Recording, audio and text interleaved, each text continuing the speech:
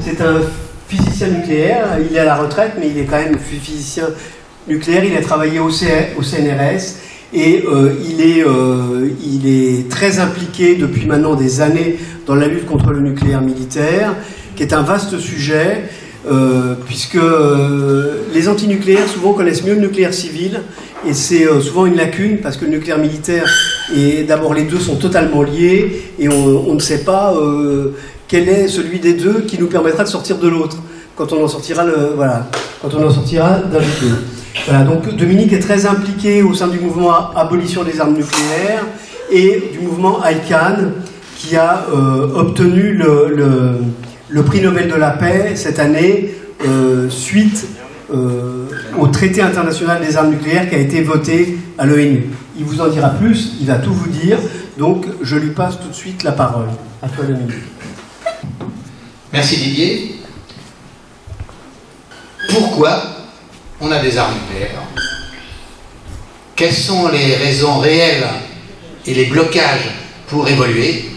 Et qu'est-ce qu'on peut faire pour faire changer la situation maintenant que l'arme nucléaire est interdite non seulement par le traité international de possession, mais également interdite de menace. Donc la dissuasion nucléaire est illégale. Alors, comme l'a dit Didier, nous avons eu le prix Nobel l'année dernière. Donc c'est rare d'assister à une séance où plusieurs personnes peuvent dire avoir eu le prix Nobel. Donc c'est le cas ce soir. Donc nous sommes plusieurs ici dans cette salle à pouvoir dire que nous avons eu le prix Nobel de la paix. Alors c'est la grande nouvelle de 2017, hein, c'est la grande nouvelle qui fait vraiment une étape dans l'histoire de l'humanité. Hein. Vraiment, c'est une nouvelle fantastique. Une session spéciale de l'ONU a rédigé et voté un traité d'interdiction des armes nucléaires. Les États non nucléaires se sont opposés de façon frontale au niveau nucléaire. Tous les États nucléaires étaient contre les États non nucléaires. Et ça, c'est la première fois qu'on voit une bataille aussi idéologique, aussi forte entre deux sortes d'États. Et ensuite, le prix Nobel a été attribué à ICAN. ICAN, c'est la campagne internationale pour abolir les armes nucléaires. Voilà la remise du prix Nobel à Oslo, avec Unibakusha, une japonaise qui était à Hiroshima, et Béatrice Field, qui est la responsable de ICAN. Avant d'aller plus loin, je voudrais avoir une petite discussion sur le vocabulaire. On parle d'armes nucléaires, on parle de dissuasion nucléaire, on parle de sécurité. Qu'est-ce que c'est que tout ça? Qu'est-ce qu'il y a derrière ces mots?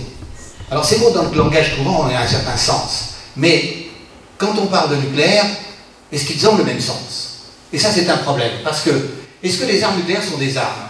Qu'est-ce que c'est qu'une arme? C'est soit un bouclier pour se protéger, soit un glaive pour attaquer.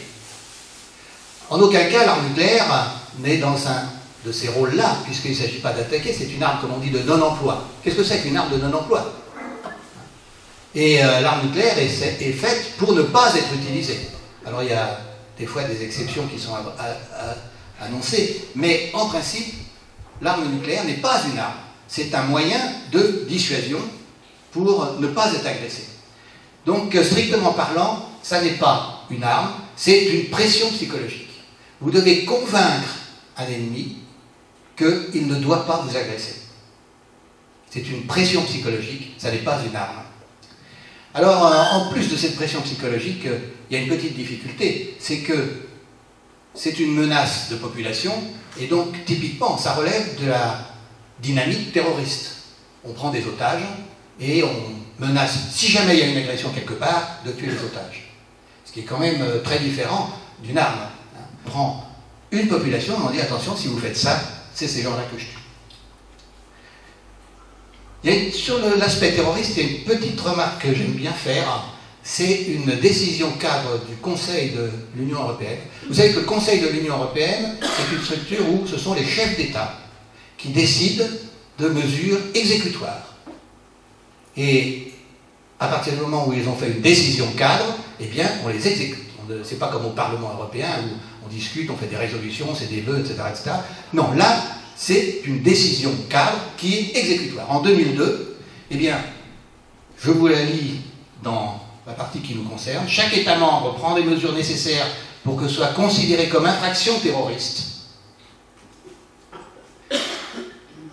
les actes intentionnels visés au point A à I, et je prends le point F qui nous concerne, la fabrication, la possession, l'acquisition, le transport ou la fourniture ou l'utilisation d'armes à feu ou d'explosifs ou d'armes nucléaires, c'est un acte terroriste. La possession d'une arme nucléaire est un acte terroriste, décidé par l'Union européenne, le Conseil de l'Union européenne. Donc c'est pas moi qui dis que c'est terroriste, hein, c'est l'Union européenne. Alors évidemment, virgule dans la déclaration, sauf pour les États. Il ne faut pas rigoler quand même. Alors la dissuasion nucléaire, est-ce que c'est une dissuasion? Eh bien strictement parlant non, puisque c'est une menace de représailles, mais comme cette menace est faite avec un interlocuteur qui vous fait la même menace, en fait c'est plutôt une menace de suicide collectif. Est-ce qu'on meurt tous? Si vous m'agressez, on meurt tous. Donc, ce n'est pas vraiment une dissuasion, parce que dans la dissuasion, il y a deux solutions. Il y a la solution où l'adversaire accepte la dissuasion, il ne vous attaque pas, et la solution où l'adversaire n'accepte pas la dissuasion, et il vous attaque. Dans la dissuasion nucléaire, il n'y a qu'une seule solution, il ne vous attaque pas. Donc, ça n'est pas vraiment de la dissuasion, parce qu'il n'y a pas les deux possibilités. Bon, j'en reviens à la remise à niveau. Donc, voilà les bombes nucléaires qui sont présentes en 2018, hein. Les USA et la Russie sont très majoritaires, avec près de 7000 bombes chacun. La France en a 300, la Grande-Bretagne 200 et quelques, et puis les autres pays en ont aussi, et la Corée du Nord, le petit dernier, en a une quinzaine. Ça, c'est des chiffres donnés par des agences sérieuses qui font des enquêtes sur les armes nucléaires. Ce qui est plus préoccupant, ce sont les armes en état d'alerte. Les armes en état d'alerte, c'est des armes qui peuvent partir en une quinzaine de minutes et faire la trajectoire qui va sur l'ennemi aussi en une quinzaine de minutes. Donc s'il y a un état d'alerte décidé par un camp, disons les Russes ou les Américains, une demi-heure après, eh bien c'est l'attaque généralisée sur le pays. En France, nous avons 96 bombes nucléaires qui sont en état d'alerte dans un sous-marin, 24 heures sur 24, 7 jours sur 7. Ça c'est quand même grand intérêt. Alors en plus de ces bombes que je vous ai listées, il y a les bombes nucléaires américaines en Europe, qui ne sont pas en nombre négligeable, il y en a environ 240 dans plusieurs pays. L'Allemagne, la Belgique, l'Italie, les Pays-Bas et la Turquie.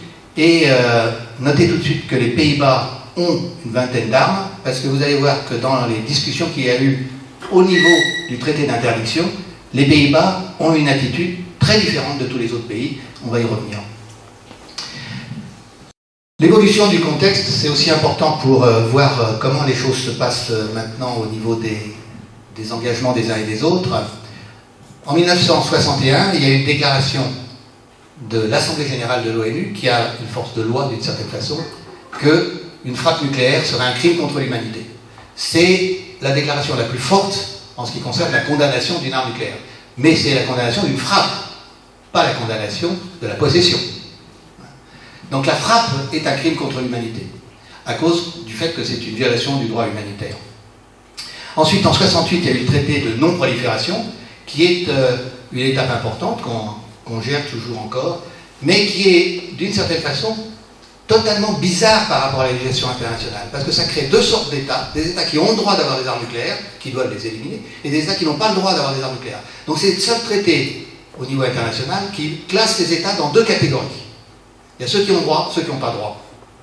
Ensuite, en 1996, il y a la Cour internationale de justice qui a été sollicitée pour donner son avis. Et là, c'est d'une certaine façon un peu une épine dans notre pied contre les armes nucléaires, parce que la Cour a refusé de donner un avis sur la non-légitimité d'une frappe nucléaire en cas de légitime défense. C'est quand même perçu comme, non pas comme une autorisation, mais comme un refus de condamnation. Et ça, c'est d'une certaine façon, pour nous, ça a été un traumatisme qu'on a essayé de surmonter, d'où l'intérêt du traité d'interdiction. Dans les 20 dernières années, il y a quasiment eu très peu de progrès sur le désarmement. Les pays nucléaires continuent à améliorer leurs bombes, à améliorer les vecteurs, les missiles, etc. Le nombre de bombes a diminué un peu, mais en termes de capacité de frappe, c'est tout à fait marginal. À partir du moment, comme je le disais Coluche, quand on peut détruire 10 fois la planète, où est le problème? Une fois suffit. En 2013, c'est là que se situe la cassure au niveau international. Les pays non nucléaires décident de prendre l'initiative. En disant, les pays nucléaires ne peuvent pas désarmer, ne veulent pas désarmer. Et donc nous allons prendre l'initiative d'organiser les choses pour condamner les armes nucléaires. C'est en 2013, avec ICANN. 128 pays assistent à la première conférence en Norvège, ensuite au Mexique 146, ensuite en Autriche 158. Et donc, petit à petit, la dynamique internationale s'est mise en place pour contester les armes nucléaires sur des problèmes de santé et écologique. Alors, ce qu'il faut voir, c'est que dans ces conférences, il y a eu le fait que les armes nucléaires actuelles sont très différentes des armes nucléaires de Hiroshima et Nagasaki. Pourquoi? Parce que d'abord, elles sont 10 à 1000 fois plus puissantes. La plus grosse bombe qui a explosé dans un essai russe, c'était 3000 fois Hiroshima. Donc, pour vous dire que ça ravage la Terre sur des centaines de kilomètres. Quand on dit des frappes chirurgicales, vous avez une frappe chirurgicale, et puis 100 km autour, il y a des effets collatéraux. Voilà, donc, alors, les villes actuelles aussi sont très différentes d'Hiroshima et Nagasaki, parce que maintenant, dans une ville actuelle, il y a des dépôts chimiques, il y a des dépôts pétroliers, des réacteurs nucléaires parfois. Donc, si vous mettez une bombe nucléaire près de ces installations, vous créez des situations beaucoup plus dangereuses et préjudiciables que si c'était uniquement une campagne. Et ensuite, les réseaux sont très différents. Maintenant, on a plein de réseaux, des réseaux électriques, téléphones, bon, il y a les réseaux d'eau, bien sûr, aussi, mais imaginez une frappe nucléaire quelque part, vous n'avez plus aucun moyen de communication. Bon, évidemment, Internet que vous utilisez tout le temps dans la journée n'existe plus, mais le téléphone n'existe plus, le téléphone portable, mais le téléphone fixe. Hein. Plus de moyen de communiquer au niveau d'une région entière. S'il y a une bombe nucléaire sur Lyon, eh bien, toute la région Rhône-Alpes est paralysée au niveau de l'information. Et les gens eux-mêmes ne peuvent pas savoir qu'est-ce qui est arrivé à leur famille, et les gens eux-mêmes ne peuvent pas savoir comment on gère la situation, parce qu'ils n'ont plus d'informations du tout. Un événement qui aussi nous a permis de beaucoup réfléchir dans l'élaboration du traité d'interdiction, c'est ce qui s'est passé en 1983. Une alerte en URSS très importante, où au centre de Serpukhov qui surveillait les États-Unis et craignait une attaque des États-Unis sur la Russie, sur l'Union soviétique, eh bien, il y a eu une détection de 5 missiles qui arrivaient par un satellite qui surveillait les États-Unis en imagerie. C'était un satellite qui faisait des images. Donc, il voyait 5 missiles qui arrivaient et sur l'écran, on suivait la trajectoire des missiles. Le colonel Petrov, c'était lui qui avait la responsabilité d'informer le Kremlin en cas d'attaque. En cas d'attaque, c'était 1000 fusées qui partaient sur les États-Unis pour contre-attaquer avant d'être détruits, parce qu'évidemment, vous avez 15 minutes. Au bout de 15 minutes, vous recevez les missiles sur la tête, donc vous ne pouvez plus envoyer les vôtres. Donc il faut réagir en 15 minutes. Le colonel Petrov, quand il a vu ces 5 missiles, évidemment, c'était la panique dans le centre de Serpukhov. Tout le monde lui disait, mais attends, on est attaqué, il prévient le Kremlin. Ce qu'il a fait, c'est qu'il a téléphoné au Kremlin en disant fausse alerte. Alors que tous les systèmes avaient été vérifiés, tout c'était des vraies images de missiles qui arrivaient. Alors après, il n'y a pas eu, les radars au sol n'ont pas vu les missiles, donc les gens se sont dit, bon, ben, il a raison, on n'est pas attaqué. Les Soviétiques ont mis 6 mois à comprendre ce qui s'était passé. C'était en fait des images, des reflets du soleil sur des couches atmosphériques très en altitude. Et les images, quand le satellite avançait aussi. Et le satellite détectait des images qui correspondaient exactement à des missiles. Bon, évidemment, il a été congédié pour faute professionnelle grave, puisqu'il aurait dû avertir le Kremlin qu'on était attaqué. Il avait l'information. Mais après, bon, il a eu des prix pour avoir sauvé le monde, parce qu'en cas de contre-attaque soviétique, après il y avait la contre-attaque américaine, donc c'était 1000 contre 1000. Nous, dans la France, on serait probablement passé aussi à la casserole. Alors, les grandes nouveautés de ce processus qui vient de se produire sur les dernières années, c'est que ce sont les pays non nucléaires qui prennent l'initiative. C'est un changement de législation internationale, comme les armes chimiques ou bactériologiques ou autres. Et ce sont les ONG qui sont associées aux diplomates. Et donc c'est nous qui sommes participants de cette dynamique. Dans le traité de non-prolifération, je voudrais revenir sur le texte de l'article 6 qui nous, d'une certaine façon, décide à attaquer les pays nucléaires, parce que dans l'article 6, chacune des parties s'engage à poursuivre de bonne foi. Et ça, il faut voir qu'au niveau international, comment se passent les choses. Il n'y a pas de structure supranationale pour dire « vous faites ça, c'est pas normal, vous, on vous condamne, on vous... » La seule chose, c'est la bonne foi. Et donc, à partir du moment où c'est le seul critère de jugement, eh bien, un pays comme la France dit « mais je suis parfaitement de bonne foi. Moi, je continue à avoir des armes nucléaires, à les moderniser, et je suis de bonne foi pour décider que plus tard, on aura un désarmement nucléaire. » Alors le problème, c'est que c'est plus tard, c'est pas tellement plus tard, c'est que c'est à une date rapprochée et au désarmement nucléaire. Donc la date rapprochée, eh bien, ça fait 48 ans que la dynamique nouvelle, ce n'est pas la non-prolifération, comme dans le traité de non-prolifération, c'est-à-dire on ne veut pas de nouveaux pays qui ont des armes nucléaires, non, on veut que, pour des raisons humanitaires, on élimine les armes nucléaires. Et c'est ça qui a permis en 2016 une assemblée générale de l'ONU qui a voté à une très forte majorité, 76%, pour qu'il y ait un traité d'interdiction. Ça a été très émouvant parce que on a siégé, nous les ONG, on a siégé à l'ONU à côté des diplomates. On avait le droit de parler comme les diplomates, rédiger le traité, de critiquer certaines choses du traité. Ça a été très émouvant parce que à l'ONU, souvent, ce sont les États qui discutent, les États entre eux. Et les citoyens, eh bien, on les oublie. Or, la charte de l'ONU commence en disant « nous les peuples ». Et là, d'une certaine façon, dans cette discussion pour rédiger ce traité, eh bien, nous avons ressenti cette phrase forte de l'ONU, « nous les peuples ». Il faut voir les votes, comment ils ont été finalement faits. Voter pour ce traité, a priori, c'est les pays qui veulent un traité d'interdiction, puisqu'ils demandent qu'on rédige. C'était en Assemblée Générale de l'ONU, hein, donc c'est quand même sérieux. Ça a été adopté à 76%. Ce qu'il faut voir, c'est que la France, les États-Unis, le Royaume-Uni et la Russie ont refusé d'assister à la séance. On n'est pas intéressé, on refuse d'assister. Ensuite, il y a des pays qui se sont abstenus. Or, vous savez que quand il y a une forte majorité quelque part, si vous vous abstenez, vous renforcez la majorité, tout simplement parce que quand on fait le rapport d'un vote, on fait le rapport des pour et des contre, mais on ne compte pas les abstentions. On connaît ça en France, hein, c'est un truc simple pour passer majoritairement sans savoir la majorité. Mais bon, bref, ça marche aussi au niveau de l'ONU.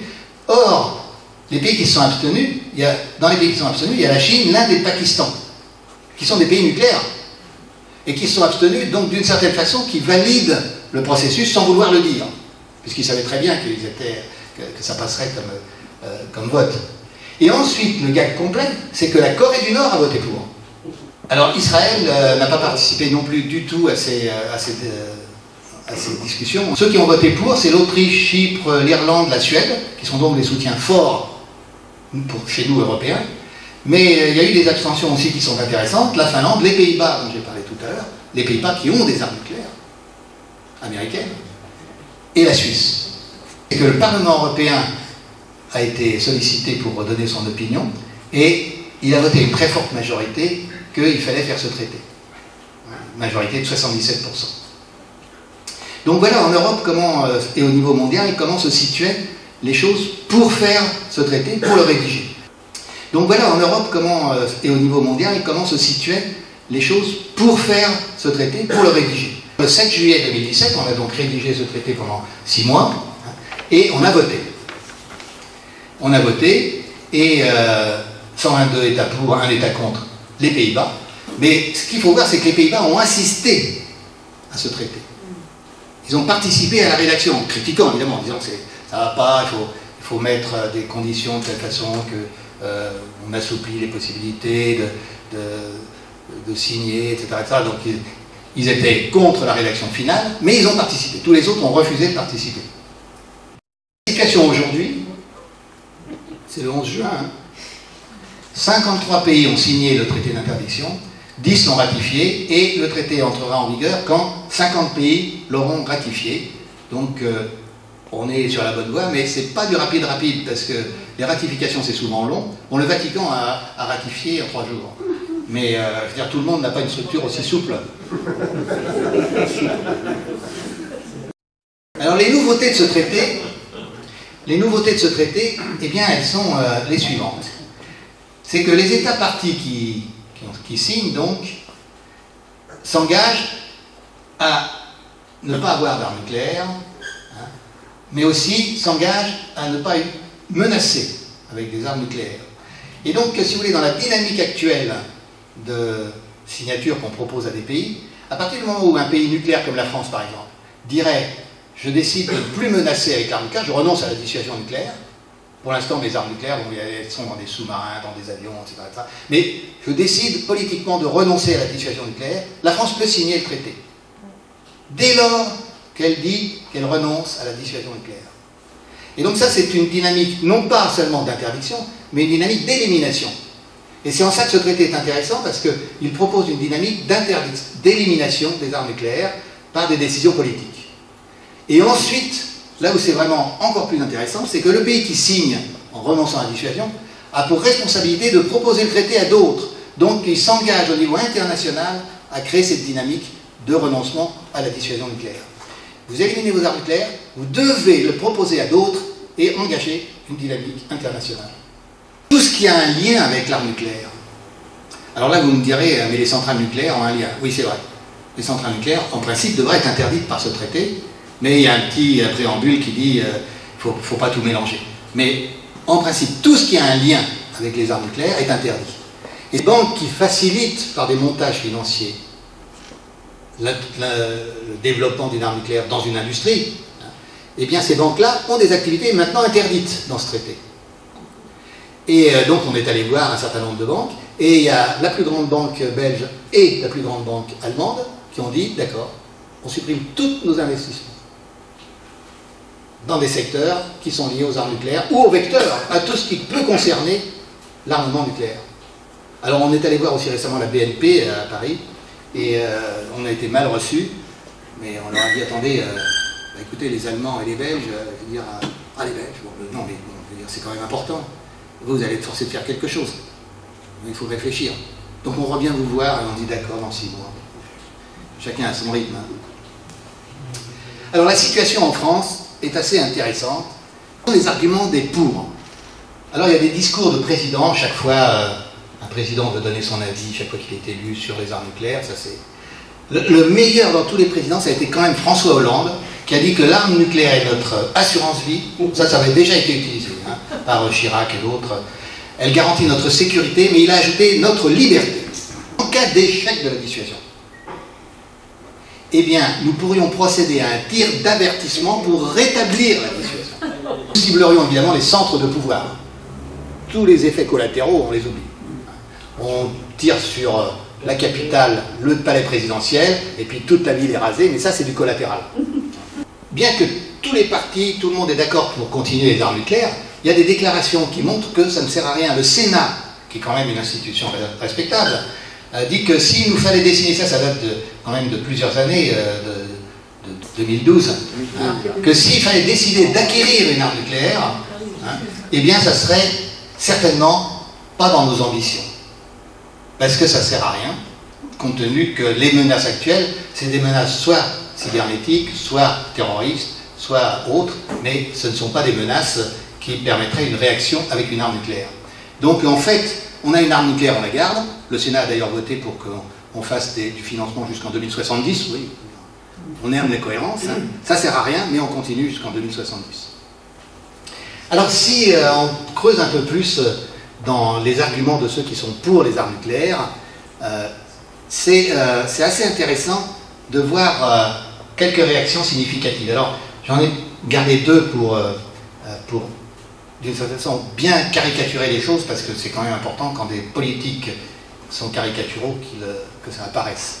La première, c'est le directeur de la DAM, la Direction des applications militaires, qui a été auditionné à l'Assemblée nationale et qui expliquait que l'arme nucléaire était très bien, qu'on faisait tout ce qu'il fallait.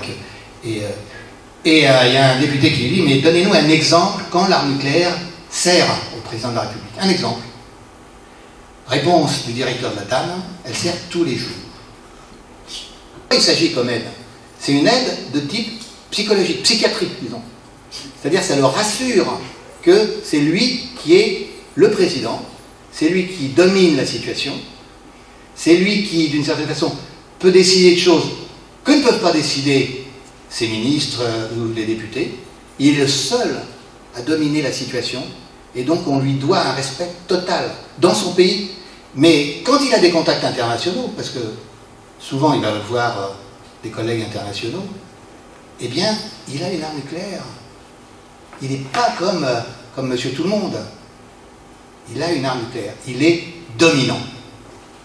La France, autrefois, était dominante parce qu'on avait des colonies. Là, on est dominant parce qu'on a un sceptre avec l'arme nucléaire. Une autre réflexion que je trouve aussi passionnante, c'est celle de Claude Barthelone quand il était président de l'Assemblée nationale en 2014, et à la fin d'un colloque au Sénat sur l'arme nucléaire, on l'avait invité pour faire la conclusion. C'est le président de l'Assemblée nationale. Bon. Alors, il a commencé par dire « l'arme nucléaire est une question identitaire pour la France ». Notez bien ce mot, identitaire. Mais il a ajouté quelque chose d'extraordinaire, c'est comme le fromage. Et si vous réfléchissez bien, il a raison. Alors, ça fait gag, bien sûr, mais il a raison. On se sent français avec l'arme nucléaire, comme on se sent français avec le fromage. On ne peut pas nous enlever le fromage, ça serait catastrophique, ça serait une atteinte à notre identité. Et nous enlever l'arme nucléaire, ça serait une atteinte à notre identité. Pourquoi c'est difficile de faire une remise en cause de l'arme nucléaire quand on constate ce traumatisme important qu'on a tous? Je dis tous parce qu'on a tous hérité de la France avec les siècles passés. On est des colonisateurs. Non, il y en a peut-être qui ne sont pas des colonisateurs parce qu'ils ont été décolonisés, mais je veux dire, il y en a beaucoup qui ont hérité de la France, qui a vécu un certain nombre de siècles et qui n'était pas tendre avec les Anglais, les Allemands et d'autres. Donc, la question qu'on va se poser pour remettre en cause l'arme nucléaire, c'est la question identitaire. Comment est-ce que l'identité évolue dans un pays? Autrefois, l'identité de la France, c'était les machines à vapeur, la guillotine, etc. Maintenant, c'est plus tout à fait ça. Donc, l'identité peut évoluer. Le problème, quand l'identité évolue, c'est qu'il faut voir comment elle évolue et comment on peut faire changer les choses. Et sur l'arme nucléaire, je m'excuse auprès de tous les militants que vous êtes, mais on n'a pas vraiment réfléchi à ça. Comment est-ce que notre identité va évoluer par rapport à la paix mondiale, par rapport à résoudre les conflits, etc., etc. Comment notre identité va évoluer de façon positive? Actuellement, c'est l'arme nucléaire qui résout les problèmes. On a un traumatisme incontournable, c'est qu'on a perdu la guerre de 40, on a été envahi, hein, et ça, bon, je veux dire, après, ça s'est relativement bien passé, il y a eu la résistance et puis les Américains, mais au départ, on a été envahi. Et ça, De Gaulle l'a bien dit, hein, on veut une arme nucléaire pour qu'elle ne puisse pas se reproduire. C'est une garantie que ça ne pourra pas se reproduire, tout simplement parce que un ennemi qui rentrerait, c'est qu'on le détruirait avec nos armes nucléaires, et donc il ne va pas rentrer. Donc on croit 100% à la dissuasion nucléaire, et c'est la garantie totale du traumatisme qu'on a vécu. Le ministère de la Défense, juste après le traité d'interdiction, a fait une analyse du traité d'interdiction avec les risques que ça présente pour la France. Et ça c'est intéressant parce qu'il y a plusieurs risques. Il y a le risque que le traité d'interdiction affaiblit le TNP. Le traité de non-prolifération, parce qu'il donne aussi la possibilité d'éliminer les armes nucléaires, alors que le TNP ne donne pas explicitement cette solution, hein, en disant qu'il faut, dans un avenir proche, éliminer les armes nucléaires, mais il ne donne rien. Donc ça, c'est déjà un affaiblissement du TNP, dans la mesure où, au lieu de marcher sur une jambe, on marche sur deux jambes. Donc ça, c'est très préjudiciable pour le gouvernement français. L'autre point qui gêne beaucoup les Français, c'est qu'il y a des traités qui arrivent comme normes coutumières. C'est-à-dire que ce ne sont pas des traités qui sont complètement entrés en vigueur, ou qui n'ont pas été signés par tous les pays, mais qui deviennent un traité quand même incontournable. C'est le cas par exemple du traité de non-prolifération, hein, ou du traité d'interdiction des essais. Le traité d'interdiction des essais n'est pas entré en vigueur. Or, tous les pays, à part la Corée du Nord, ont respecté ce traité d'interdiction des essais, Et tout simplement parce que c'est devenu une norme coutumière. C'est-à-dire que c'est la loi, même si le traité n'est pas entré en vigueur. Un traité international qu'on ne signe pas, on n'est pas tenu à le respecter. Donc nous, on n'est pas concernés. Ils disent qu'ils ne sont pas concernés comme ça quand on les interviewe, n'empêche qu'ils font tout pour essayer d'empêcher ce traité. Et actuellement, il y a une bataille terrible qui se fait au niveau diplomatique dans les ambassades et au niveau des démarches diplomatiques, parce que les pays comme la France et quelques autres essayent d'empêcher des pays de signer et de ratifier avant 2020, et en 2020 on a la session finale du traité de non-prolifération pour les 5 ans passés, et donc il voudrait que le traité d'interdiction n'entre pas en vigueur avant 2020. Et donc nous, à ICANN, on essaye d'aller voir les ambassades en leur disant il faut signer, dépêchez-vous, signer, ratifier, etc. avant 2020. Comme ça, en 2020, il peut y avoir au niveau du traité de non-prolifération une délibération qui dit le traité d'interdiction doit être la norme nouvelle avec le traité de non-prolifération. Des pays nucléaires ne le signent pas et que tous les autres pays le signent. C'est quand même une pression terrible au niveau international. Parce que ça veut dire qu'ils sont désapprouvés au niveau international. Et donc, on crée petit à petit une norme contre ceux qui n'acceptent pas cette norme. La question qui va se poser pour la France, pour l'évolution possible vers un monde, vers une absence d'armes nucléaires pour notre pays, c'est comment on peut trouver un autre marqueur de puissance, parce qu'il faut des marqueurs de puissance, d'identité dans un pays. Comment on va trouver une solution pour remplacer l'arme nucléaire dans notre psychisme? Moi, j'ai pas de réponse. Alors, on a failli éliminer les armes nucléaires et c'est intéressant de voir comment ça a pu se faire. C'était à Reykjavik en 86, Gorbatchev demande à Reagan de le rencontrer et Reagan, dit oui, pourquoi pas, il y a plein de problèmes à parler. Reagan et Gorbatchev ne s'entendaient pas, mais en 86, ils s'entendaient un peu mieux. Donc Gorbatchev n'avait pas précisé vraiment l'ordre du jour de cette rencontre. Reagan était arrivé avec plein de dossiers épineux. Et quand ils se sont rencontrés, alors c'était volontairement dans une petite maison, ça a été analysé par un historien, et les témoignages montrent que les conseillers de Reagan s'asseyaient dans les escaliers parce qu'il n'y avait pas de chaise, c'était la galère complète. Quand Gorbatchev a été en présence de Reagan, dès le début, Gorbatchev lui a dit « Je vous propose d'éliminer toutes nos armes nucléaires dans les 10 ans qui viennent. » Comme ça. Reagan n'en revenait pas parce qu'il n'avait pas préparé un dossier sur ce sujet-là. Et donc, et c'était le seul sujet qui intéressait Gorbatchev. Donc ils ont commencé à discuter, et puis petit à petit, Reagan se posait vraiment la question. En fait, la deuxième journée, il y a un conseiller de Reagan qui lui a dit « il ne faut pas faire ça, parce qu'on a le bouclier antimissile qui est une grosse entreprise, ça remet en cause le bouclier antimissile, donc il y a énormément d'intérêt derrière, donc c'est non. » Donc Reagan a dit non.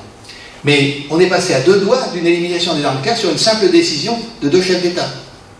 Alors, mon analyse, c'est que probablement Reagan n'aurait pas été suivi aux États-Unis.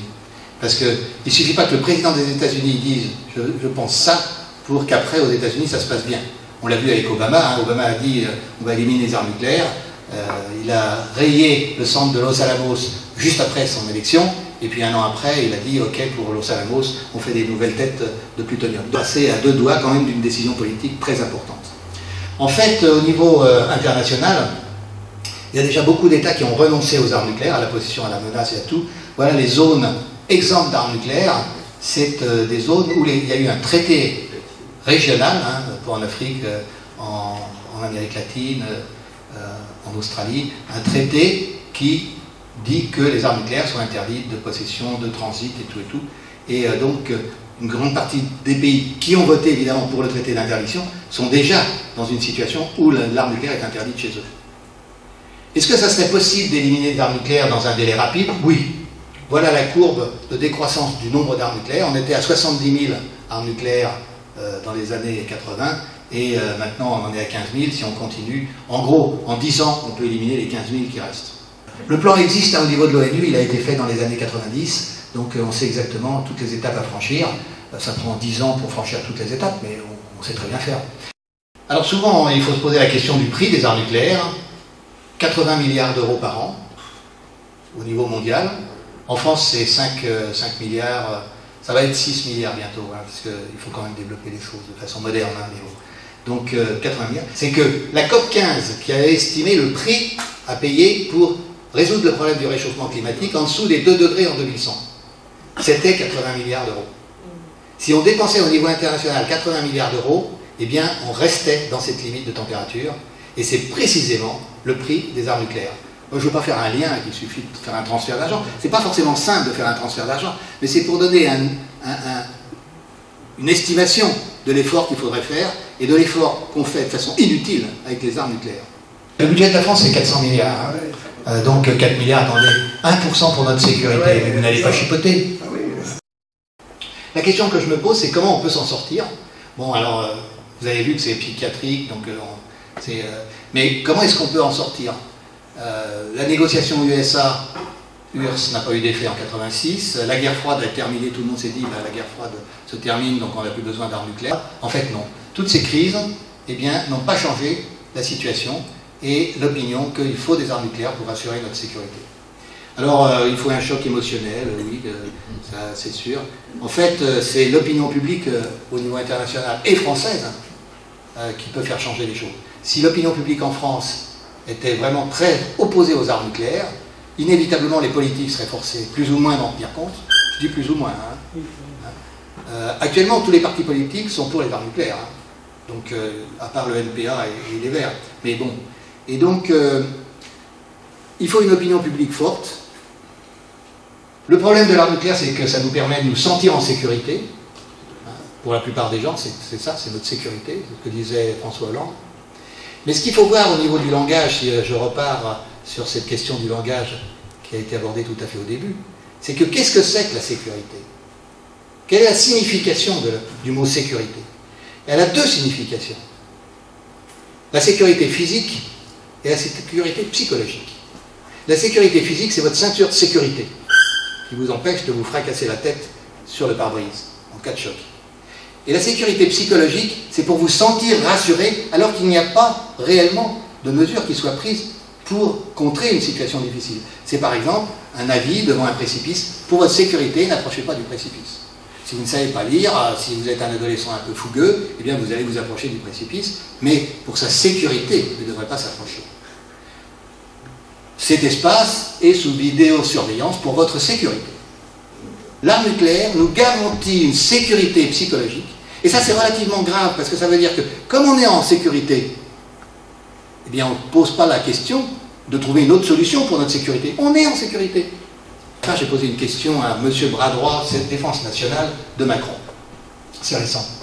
Je lui ai dit, si la dissuasion nucléaire ne marche pas, quel est le plan B? Et il m'a répondu quelque chose de sidérant. Il n'y a pas de plan B. Moi j'attendais qu'ils me disent, on ne va pas vous dire le plan B parce que c'est secret défense. Non, il n'y a pas de plan B. Imaginons c'était vraiment une arme de protection. C'était une muraille qu'on pouvait contourner. D'accord? Mais c'était une muraille. Là, c'est un avis psychologique. C'est pas une porte blindée. C'est une porte ouverte avec un écriteau au-dessus, défense d'entrée, danger de mort. Mais la porte est ouverte. C'est un avis psychologique, une information psychologique, mais en aucun cas, c'est une interdiction physique. L'arme nucléaire, on peut la contourner de plein de façons, mais c'est rien qu'un avis. Attention, n'attaquez pas. C'est même pas la ligne Maginot. Il y a des fissures possibles. Les fissures, c'est par exemple que la Chine, l'Inde et le Pakistan se sont abstenus. Donc, a priori, ces trois pays qui sont dans une dynamique où ils pourraient envisager les choses. Les Pays-Bas, qui ont participé à l'élaboration du traité en votant contre à la fin, c'est un pays qui est dans l'OTAN, qui a des armes nucléaires et qui pourrait signer le traité. Pourquoi? Parce que au niveau des Pays-Bas, tous les parlementaires et toute l'opinion publique des Pays-Bas est pour signer ce traité. Donc au niveau de la pression citoyenne, elle est énorme.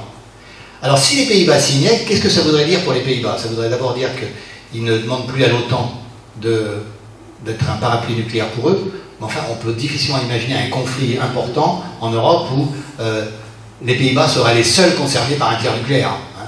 Donc au niveau d'une défense, ça n'arrive à rien. Donc c'est uniquement un problème politique. Mais à ce moment-là, ça fait une fracture dans l'OTAN. Et ça fait une fracture dans l'OTAN entre des pays qui acceptent la dissuasion nucléaire et des pays qui n'acceptent pas. Ça remet donc en question la doctrine de l'OTAN comme doctrine militaire nucléaire, puisque l'OTAN a le droit de faire des frappes nucléaires, s'autorise à faire des frappes nucléaires. Ensuite, il y a d'autres pays, si jamais ça fait tache d'huile, comme l'Allemagne. Imaginez que l'Allemagne renvoie les armes nucléaires qu'elle a, elle en a une vingtaine à Büchel, et qu'elle dise aussi qu'elle ne veut plus la protection nucléaire de l'OTAN. Ça veut dire, bon, on accepte de rester dans l'Alliance, mais on ne veut plus de protection nucléaire. Ça veut dire que ça remet complètement en cause la politique de l'OTAN en Europe. Alors, on peut imaginer que d'autres suivent. La Belgique, c'est plus difficile à imaginer parce que la Belgique est le siège de l'OTAN. Ils viennent de construire un gigantesque pentagone pour eux. Donc ça semble difficile à imaginer que la Belgique pourrait changer rapidement. L'Italie aussi, ça semble difficile. Mais les Pays-Bas et l'Allemagne, ça semble pas impossible. Donc ça, c'est le premier type de fissure au niveau international qui serait envisageable dans quelques années. Si l'opinion publique allemande est aussi tout à fait opposée aux armes nucléaires. Ça, c'est général. Et les députés aussi. Ils ont voté d'ailleurs au niveau du Bundestag. Autre possibilité de fissure, c'est le Royaume-Uni. Parce que le Royaume-Uni a un problème budgétaire grave. Ils se sont posé la question, il y a 2 ans, de ne pas renouveler leurs armes nucléaires pour des raisons d'argent, tout simplement. Donc là, ils ont décidé de les renouveler, mais vous savez que dans un pays comme la Grande-Bretagne, si on est en faillite, un jour ou l'autre, il faut dire on arrête. Nous, on peut continuer même en étant en faillite, hein, on le sait, ça. Donc c'est pas un problème pour nous, Français, mais pour les Anglais, ça peut être un problème. Donc les Anglais pourraient très bien dire on arrête la dissuasion nucléaire, on signe le traité d'interdiction, qu'importe, mais tout simplement pour des raisons budgétaires. Alors ça aussi, c'est un coup terrible, parce que la France s'appuie sur le fait qu'on n'est pas le seul pays, bon maintenant ils sont plus en Union Européenne, mais on n'est pas le seul pays à protéger l'Europe, puisque les Anglais aussi ont des armes nucléaires. En Europe, les moteurs, ça a été l'Autriche, dont j'ai parlé, hein, qui a fait la première conférence pour les effets humanitaires catastrophiques. Et en Autriche, il faut voir, c'est que le nucléaire civil et militaire est interdit dans la loi. Ils ont un réacteur nucléaire qui leur sert qui n'a jamais divergé, parce qu'il sert maintenant pour faire des films.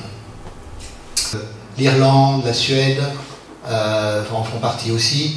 Et donc, il y a plusieurs pays en Europe sur lesquels on peut vraiment se baser pour une dynamique forte. Alors, souvent, ce n'est pas des pays de l'OTAN. En Europe, on est bien placé, je pense, pour prendre le leadership du désarmement nucléaire. Mais le problème en Europe, c'est la France. Et ça, il faut en être conscient. C'est-à-dire que quasiment tous les pays européens sont contre les armes nucléaires et contre les armes nucléaires françaises. Parce que pourquoi la France déciderait d'avoir une frappe nucléaire quelque part? Il y a un événement intéressant qui s'est passé il y a quelques années à Lisbonne, à une conférence de l'OTAN, ils ont des conférences régulières, hein, où les pays qui ont des armes nucléaires en Europe ont dit ça serait bien, en principe c'est un accord de chaque pays avec les États-Unis. Et donc un pays comme les Pays-Bas, l'Allemagne ou autre, pourrait dire aux États-Unis je ne veux plus de vos armes nucléaires, vous les rembarquez. Ça serait possible. Alors, à cette réunion de Lisbonne de l'OTAN, il y a eu une discussion sur les armes nucléaires stationnées en Europe. Et les pays ont dit, oui, on voudrait les renvoyer. La France a proposé qu'on décide tous ensemble d'avoir une attitude commune. C'est raisonnable, parce que pourquoi ça serait uniquement les Pays-Bas et tout? Vous comprenez, il faut être unis. C'est important en politique internationale. Alors tous les pays ont dit, oui, d'accord, il faut que ça soit une décision unanime. Alors après, on prend la décision. La France a dit, je vote contre. Donc que les armes nucléaires qui sont en Europe, américaines, en Allemagne et autres, en Belgique ou autres, elles sont là toujours parce que la France ne veut pas qu'on discute de ça.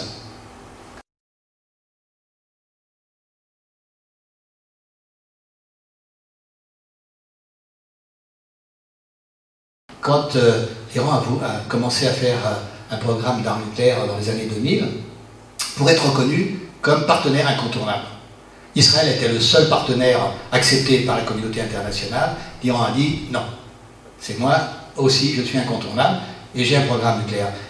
Et en éliminant son programme nucléaire, il a continué d'une certaine façon en discutant d'un traité d'interdiction, mais il a continué à avoir cette dimension internationale grâce à ce projet qu'il a eu pendant 2 ans. Et donc l'arme nucléaire sert d'une certaine façon à être un marqueur de considération internationale. C'est un marqueur de puissance, comme pour Macron de montrer ses gros muscles. Donc la Corée du Nord est intéressante parce que Kim a pensé ça dans les années 80, fin des années 90. Mais ce qu'il faut voir, c'est que c'est une erreur quand même politique grave. Parce que Kim avait comme allié incontournable, vraiment sûr, la Chine. Et c'est en fait ça qui protège Kim. Si les États-Unis ou la Corée du Sud n'ont pas refait la guerre depuis 1953 à la Corée du Nord, c'est parce qu'il y a la Chine à côté. La Chine protège la Corée du Nord. Or, le fait d'avoir des armes nucléaires en Corée du Nord déstabilise la situation avec la Chine, parce que la Chine ne partage pas tout à fait l'avis d'avoir un pays à ses côtés qui pourrait avoir des attitudes un peu incontrôlables. Et que l'arme nucléaire a des effets pervers extrêmement graves au niveau de la stabilité. Et en fragilisant son allié avec cette attitude de programme nucléaire, elle fragilise sa situation. S'il y a un accord sur une dénucléarisation, comme ça a été dit au départ, un peu dans les prémices de cette rencontre, eh bien, qu'est-ce que ça veut dire? Est-ce que ça veut dire que la Corée du Nord va éliminer ses armes nucléaires sans contrepartie? Évidemment, mon idée majeure, si j'étais à la table de négociation, vous savez que ICANN a demandé à être à la table de négociation pour dire que les problèmes importants, c'est l'interdiction des armes nucléaires. Et de toute façon, la Corée du Nord a voté pour. Alors, attendez, il ne faut pas charrier. Donc, si j'étais à la table de négociation, je dirais qu'il y a une solution simple, c'est vous les États-Unis et vous la Corée du Nord, vous signez le traité d'interdiction et il n'y a plus de problème. Ce pays nucléaire qui a pris comme doctrine de ne jamais procéder à une frappe nucléaire en premier. Et on essaye au niveau international de développer cette attitude, que tous les pays s'engagent à ne jamais tirer en premier. À ce moment-là, ça tue un peu la dissuasion. Parce que si personne ne tire en premier, à quoi ça sert? Quelqu'un, un promoteur de l'arme nucléaire, dit qu'il existe toujours une solution conventionnelle, ça veut dire qu'en fait l'arme nucléaire ça ne sert à rien. Donc ça tue la dissuasion. Alors il y a une autre personne qui a tué la dissuasion, mais alors complètement, c'est Giscard d'Estaing, qui a mis dans ses mémoires, qui a écrit dans ses mémoires, que jamais il aurait utilisé une arme nucléaire dans le cas du scénario de l'OTAN où les chars soviétiques entraient en Europe, qui était le scénario habituel d'une réaction nucléaire en principe. Et donc il a dit, moi je n'aurais jamais procédé à un tir nucléaire, parce qu'il faut mieux que la France soit envahie plutôt que détruite. Donc ça tient en route. Et ça, une fois, j'ai cité Giscard à l'école des hautes études de la défense nationale, où il faisait une conférence face à plein de généraux et de gens qui étaient pour l'arme nucléaire et tout. Et il y a quelqu'un qui m'a dit, mais c'est scandaleux ce que vous dites. Jamais un président doit avouer qu'il n'utiliserait pas l'arme nucléaire. Parce que la dissuasion repose sur la crédibilité d'utiliser l'arme nucléaire. Si quelqu'un dit ça, c'est une faute professionnelle grave, même pour un ancien président. Et ça, c'est inadmissible. Et ça, c'est très intéressant de se rendre compte que finalement, les gens qui réfléchissent un peu, de temps en temps, laissent filtrer des idées comme quoi ils n'utiliseraient pas l'arme nucléaire, et ça tue l'arme nucléaire immédiatement. Donc l'arme nucléaire chinoise sert à la Chine comme reconnaissance de puissance dominante. C'est le marqueur de puissance. Et comme ils disent qu'ils ne l'utiliseront jamais en premier, d'une certaine façon, ils se satisfont de ce marqueur de puissance sans idée complètement agressive. Parce que pour la première fois, on a un traité qui interdit la dissuasion nucléaire. Et donc c'est là-dessus qu'il faut se battre, parce que d'une certaine façon, si on abandonne la doctrine de dissuasion, l'arme nucléaire ne pose plus de problème, on l'élimine. Et donc c'est là-dessus qu'il faut faire porter l'effort et convaincre nos concitoyens. Alors moi je suis dans une association qui s'appelle Abolition des armes nucléaires, Maison de Vigilance, et évidemment vous avez la possibilité d'adhérer, ce que je vous conseille évidemment, mais vous pouvez aussi uniquement me donner votre adresse mail et je vous enverrai le bulletin qui paraît tous les 2 mois. Il y en a un qui doit apparaître à la fin juin. Alors si on fait une conclusion après de telles diapositives et que on veut introduire le débat de façon plus sérieuse, j'aime bien Lucky Luke. Éliminer les bombes nucléaires est impossible. Quand on est un cow-boy. Mark Twain qui a dit quand même le mot de la fin, ils ne savaient pas que c'était impossible, alors ils l'ont fait. Voilà.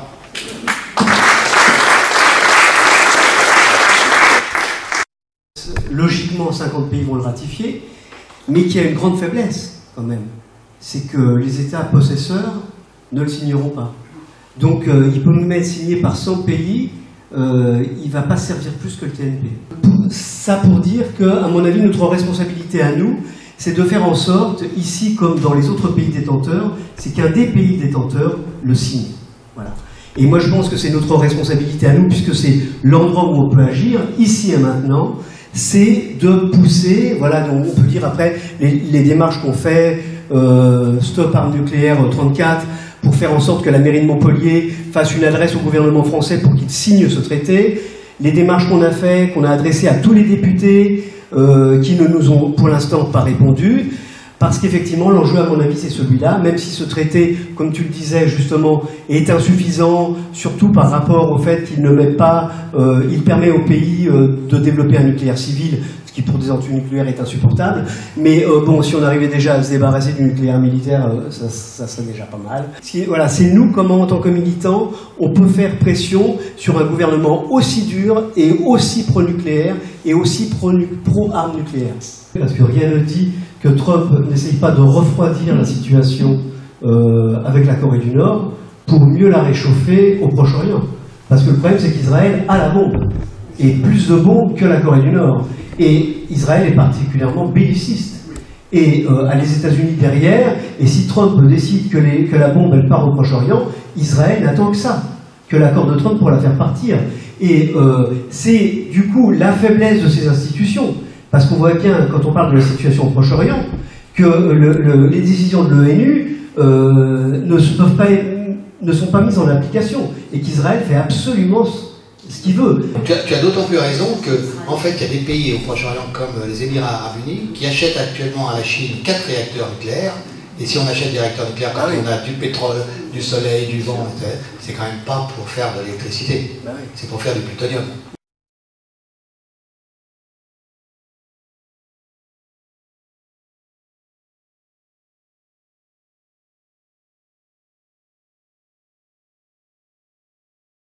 Le laser mégajoule près de Bordeaux, c'est un laser qui est fait pour envoyer des impulsions de lumière sur un mélange d'hydrogène, d'isotope d'hydrogène, qui en principe doit fusionner pour faire une réaction nucléaire, comme dans la bombe H. Bon, vous savez comment fonctionne une bombe nucléaire, hein, vous envoyez brusquement 2 morceaux de plutonium pour faire 5 kg de plutonium. Quand vous avez 5 kg de plutonium, ça explose. Ça crée environ 10 millions de degrés, et vous mettez à côté du deutérium et du tritium qui sont d'hydrogène.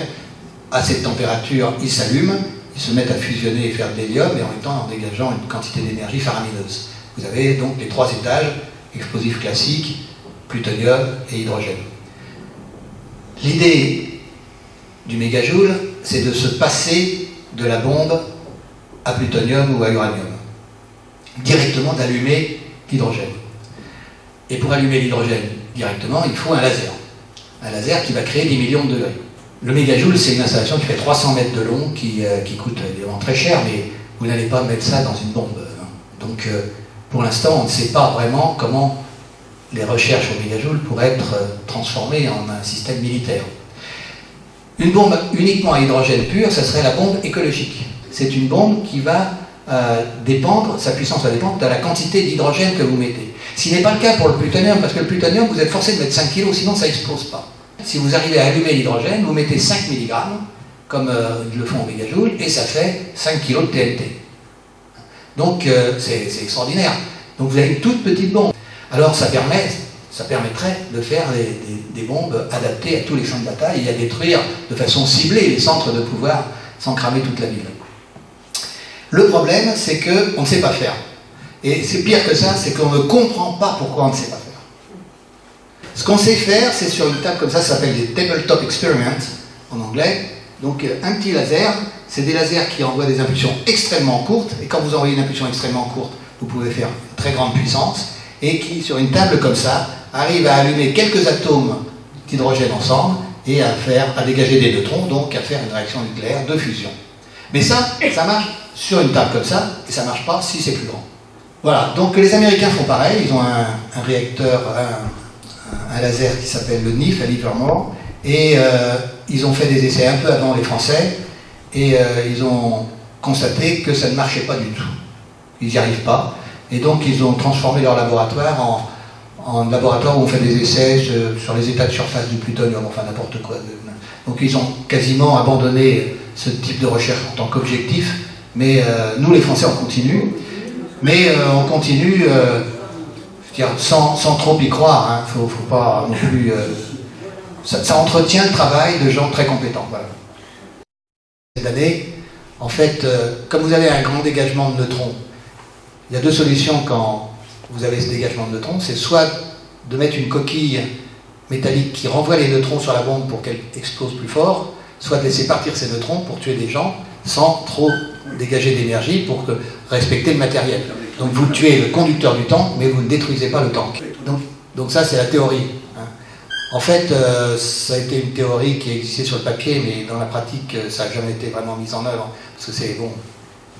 C'est des bombes nucléaires qui sont un peu optimisées de façon différente. Plus de rayonnement et moins d'effet de chaleur. Actuellement, maintenant, il n'y a plus de bombes à nucléaire. Les mini-nuques, ça a existé beaucoup pendant la guerre froide, où les Américains avaient des bombes qui pouvaient être sur le champ de bataille. Hein. Ils avaient ça les fantassins avaient ça dans leur sac à dos. C'était des fusées qui faisaient 2 mètres de haut et puis 30 cm de diamètre. Ils le portaient et c'était prêt à envoyer une bombe nucléaire sur le champ d'en face. Donc ça n'existe plus, ça. Tout ça, ça a été détruit. Quand Trump dit on va refaire des mini-nuques, peut-être qu'il peut avoir un projet, mais pour l'instant c'est complètement bidon. Actuellement, les armes nucléaires sont toutes des armes de très grosse puissance, comme nous le Français. Hein. Nous, nos bombes, c'est chacune 10 fois Hiroshima. L'opinion publique, au départ, le ministère de la Défense, tous les ans, fait un sondage d'opinion pour savoir si la population est pour l'arme nucléaire ou contre. Et la question est posée d'une façon qui permet de penser que la population est pour, parce que la question c'est, pensez-vous que l'arme nucléaire est un plus pour la France? Donc si on ne pense pas que c'est un plus, c'est pas la peine de l'avoir. Mais si on pense que c'est un plus, or c'est un plus puisqu'il y a 4 milliards. Donc 70% des Français répondent oui à cette question. Le mouvement de la paix a fait il y a quelques années aussi un sondage en disant, est-ce que vous pensez que la France devrait s'opposer aux armes nucléaires et avoir une attitude positive dans ce sens-là au niveau international? 70% oui. Donc suivant la façon de poser la question, et c'est en ça que c'est un peu piégeant si on fait un référendum, quelle que soit la question, c'est que la question induit la réponse. En gros, les déchets radioactifs qui existent actuellement en France, c'est 10% de militaires et 90% de civils. Mais c'est en gros les mêmes déchets. Hein. Accidents. Donc, il y a eu des accidents bien pires que le télescopage de 2 sous-marins anglais et français. Il y a eu des accidents où on a perdu des bombes nucléaires. Il y a eu des accidents où les bombes nucléaires se sont... Là, il y a un accident extraordinaire que je vais vous raconter qui s'est passé aux États-Unis, sur la côte est des États-Unis. Donc, il y avait un bombardier avec plusieurs armes nucléaires dans le bombardier. Et le bombardier s'est mis en torche. Bon, je ne sais pas pourquoi. Hein. Il s'est mis en torche. Les vannes se sont ouvertes pour laisser tomber les bombes nucléaires. Donc c'était des bombes gravitationnelles avec des parachutes. Hein. Il y a 2 bombes qui se sont descendues avec des parachutes. Et dans le processus de mise à feu d'une bombe nucléaire, il y avait 7 étapes de mise à feu et aucune des bombes n'a explosé. Quand ils l'ont trouvée au sol, il y avait une bombe qui avait eu les 6 étapes validées et la 7e pas validée. La 7e, c'était un interrupteur comme ça, vous savez, on-off. C'était cette opération-là. C'était une bombe qui faisait plusieurs dizaines de mégatonnes et elle est explosée sur la côte est en Caroline du Nord. Ça aurait contaminé New York, Washington et dire. Bon, au ministère de la Défense, il y a un gros département qui travaille sur les cyberattaques. Hein, parce que ça, c'est la crainte. Parce que finalement, un missile qui vous attaque, si vous arrivez à détruire la mise à feu dans le missile, tout simplement avec votre téléphone portable, vous êtes gagnant. Hein. Donc, on n'en est pas encore là, mais les cyberattaques ont déjà existé. Toutes les centrifugeuses de l'Iran ont été mises en rade avec un virus au début de leur usine. Donc on sait faire des cyberattaques. Le problème c'est que comment est-ce qu'on lutte contre une cyberattaque, ça c'est un problème plus difficile. Mais donc il y a un département au niveau du ministère de la Défense qui travaille là-dessus, sur la lutte et sur la mise en œuvre de cyberattaques.